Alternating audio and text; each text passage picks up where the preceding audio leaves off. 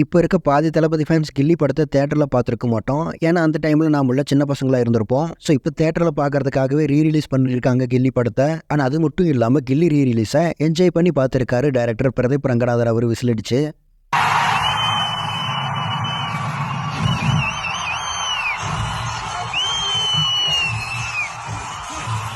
And சொல்லப்போனால் 90s கிட்ஸ்க்கு ஏகப்பட்ட நாஸ்டாலஜிஸ் memories இருக்கும் கில்லி படத்தில்.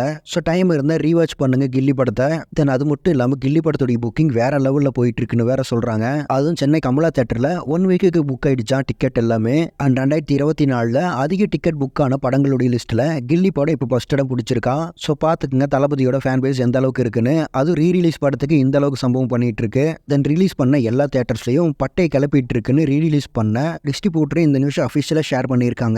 ஸோ ரீரிலீஸ்லேயே கில்லி படம் வேற லெவலில் சம்பவம் பண்ண போகுதுன்னு நினைக்கிறேன் பாக்ஸ் ஆஃபீஸில். அண்ட் நிறைய பேர் சொல்லுவாங்க அதாவது கட்சி ஆரம்பிச்சிட்டா மார்க்கெட் போயிடும் அப்படின்னு. பட் இதெல்லாம் பார்த்தா அப்படியா இருக்கு, இன்னும் கொஞ்சம் அதிகமாக இன்க்ரீஸ் ஆன மாதிரி தான் இருக்கு. தென் இனிமே இது மாதிரி வருஷம் ஒரு படம் ரீரிலீஸ் பண்ணி என்ஜாய் பண்ணிக்க வேண்டியதான் நம்ம தளபதி ஃபேன்ஸ் நாம.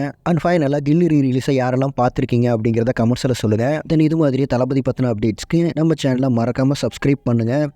Thank you friends.